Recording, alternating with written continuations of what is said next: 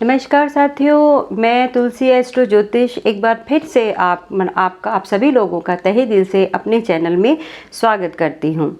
साथियों, हमने नक्षत्रों के बारे में काफ़ी बातें की हैं और नक्षत्रों को हमने समझा है, जाना है, उनके अंशात्मक विस्तार के बारे में भी हमने बात की है। वो क्या होते हैं, कैसे होते हैं, सब समझा है और ये अभी चल रहा है। कुछ नक्षत्रों की श्रृंखलाएँ अभी आनी बाकी रह गई हैं।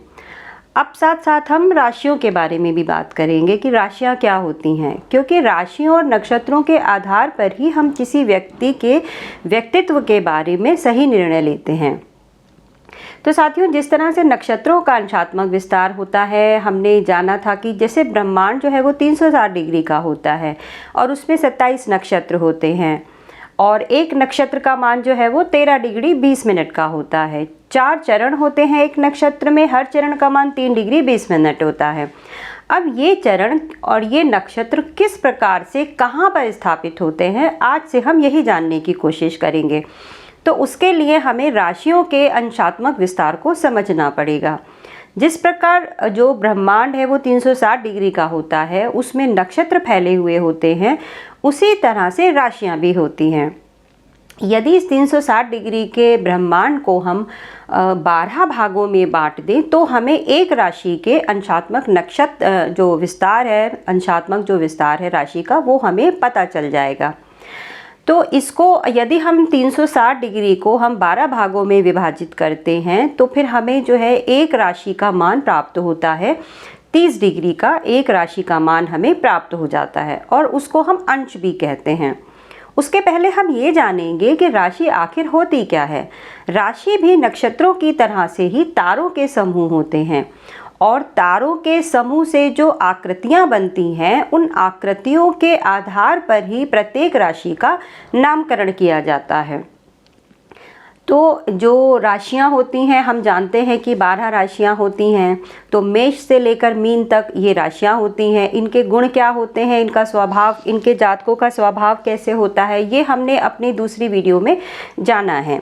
तो आज हम ये जानेंगे कि अब हम ये समझते हैं कि इनका इस जो अंशात्मक विस्तार है राशियों का, इसको हम उत्तरायण और दक्षिणायन से समझ सकते हैं। हमारे भारत में यह माना जाता है कि जिस समय सूर्य दक्षिणायन होते हैं वो हमारे लिए अच्छे नहीं हैं, क्योंकि उस समय क्या होता है कि सूर्य की जो रोशनी है, सीधी रोशनी, वो हम तक नहीं पहुंचती है, वो पृथ्वी के दक्षिणी हिस्से में पहुंचती है और हम उस समय ठंड का सामना करते हैं। इस समय जो सूर्य हैं वो कर्क राशि में प्रवेश कर जाते हैं। फिर धीरे धीरे करके जैसे आगे बढ़ते हैं सूर्य, इसके बारे में एक मैं आपको छोटी सी कहानी भी सुनाना चाहूँगी कि कहा जाता है कि महाभारत में जो भीष्म हैं वो मृत्युशैया पर लेटे थे। तो वो दक्षिणायन का समय था और उन्होंने अपने प्राण त्यागने से इसीलिए मना कर दिया था। फिर जब सूर्य उत्तरायण हुए तब उन्होंने जो है वो अपने प्राण त्यागे। अब उत्तरायण कब होता है, तो कर्क राशि से घूमते घूमते सूर्य जब मकर राशि में प्रवेश करते हैं तब कहा जाता है कि सूर्य जो है वो उत्तरायण हो गए और हमारे लिए वो अच्छा हो गया, क्योंकि अब हम पर सूर्य की सीधी दृष्टि पड़नी शुरू हो जाएगी। फिर क्या होता है, इस मकर संक्रांति, इसको हम मकर संक्रांति के रूप में जानते हैं। भारत के विभिन्न जो हिस्से हैं उसमें मकर संक्रांति के त्यौहार को विभिन्न रूपों में मनाया जाता है। कहीं पर इसको लोहड़ी कहते हैं, कहीं पर पोंगल कहते हैं, कहीं पर बिहू कहते हैं। कभी कभी जो सूर्य हैं वो मकर राशि में देर रात्रि से प्रवेश करते हैं, तब उस समय 14 जनवरी की जगह मकर संक्रांति 15 जनवरी को मनाई जाती है। ऐसे ही करते करते जो सूर्य हैं वो मकर से फिर कुंभ में जाते हैं, फिर मीन में जाते हैं, फिर उसके बाद फिर से मेष राशि में आ जाते हैं। तो यही राशियों, यहाँ से हम राशियों के अंशात्मक विस्तार को समझ सकते हैं। तो जैसे मैंने पहले कहा कि जो ब्रह्मांड है वो 360 डिग्री का होता है। यदि हम उसको 12 भागों में बांटते हैं तो प्रत्येक राशि का मान हमें प्राप्त हो जाता है। एक राशि जो है वो 30 डिग्री की होती है। तो एक राशि अगर 30 डिग्री की है तो बाकी दूसरी, तीसरी, चौथी, पांचवी सारी राशियों का जो मान है वो 30 डिग्री का ही रहेगा। मान लीजिए मेष राशि पहली राशि है और वह 30 डिग्री की है, 0 से लेकर 30 डिग्री की। दूसरी राशि वृष राशि, वो 30 डिग्री से लेकर 60 डिग्री तक होता है। तीसरी जो राशि है वो मिथुन राशि है, वो 60 से लेकर 90 डिग्री तक होती है। चौथी राशि कर्क है जो 90 डिग्री से लेकर 120 डिग्री तक होती है। अब यहाँ पर चार राशियाँ समाप्त हो गई और 9 नक्षत्र समाप्त हो गए, क्योंकि हम पहले ही जानते हैं कि एक राशि में 2.25 नक्षत्र होते हैं, अर्थात दो नक्षत्र पूरे उनके 4 चरण और फिर तीसरे नक्षत्र का 1 चरण। इस तरह कर्क राशि जैसे ही समाप्त होती है उस समय 4 राशियां समाप्त हो जाती हैं और 9 नक्षत्र समाप्त होते हैं। आइए 5वीं राशि को समझते हैं। वो सूर्य की राशि होती है सिंह राशि। वह 120 डिग्री से लेकर 150 डिग्री तक होती है।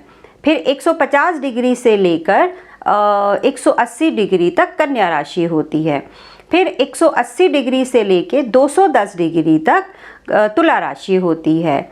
और उसके बाद आती है वृश्चिक राशि जो 210 से लेके 240 डिग्री तक होती है। यहाँ पर आते आते 8 राशियाँ समाप्त हो गई और 9 दूनी 18 नक्षत्र समाप्त हो गए।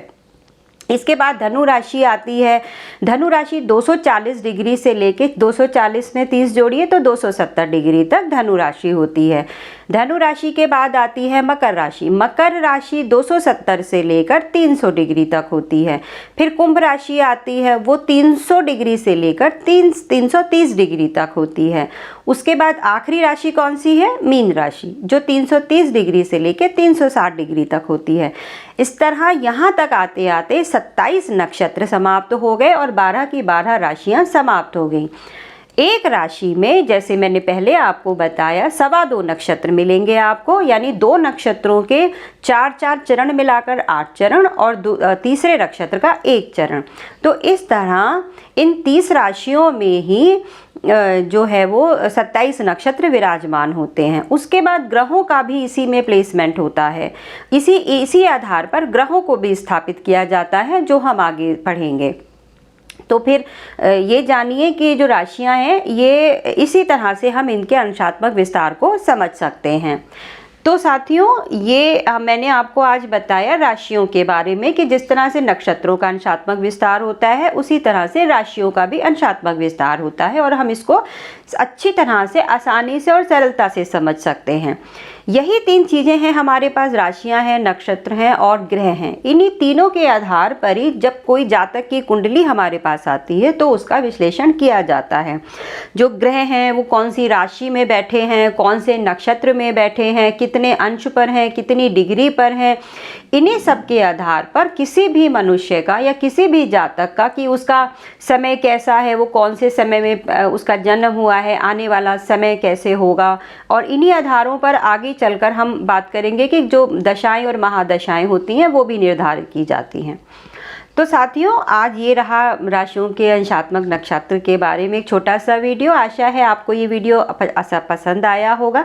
अगर आपको मेरा ये वीडियो पसंद आया हो तो प्लीज़ इस वीडियो को लाइक कीजिए, मेरे चैनल को सब्सक्राइब कीजिए, और यदि ज्योतिष संबंधी कोई भी जानकारी आप प्राप्त करना चाहते हैं, ज्योतिष की पढ़ाई करना चाहते हैं या फिर कुंडली विश्लेषण कराना चाहते हैं, यदि आपके पास आपकी जन्म कुंडली या जन्म से संबंधित डिटेल नहीं है तो आप टैरोट कार्ड रीडिंग का सहायता ले सकते हैं, जो कि बहुत एक्यूरेट होती है और आपको जन्म कुंडली के समान ही उसमें आपको अपने प्रश्नों का उत्तर प्राप्त होता है। तो साथियों, आज के लिए बस इतना ही। यदि आपको मेरी वीडियो अच्छी लगी हो तो फिर से मैं एक बार अनुग्रह करना चाहूँगी कि मेरी वीडियो को लाइक कीजिए और चैनल को सब्सक्राइब कीजिएगा। इसी के साथ यहीं पर अपना वीडियो समाप्त करती हूँ। आपका दिन शुभ रहे। नमस्कार।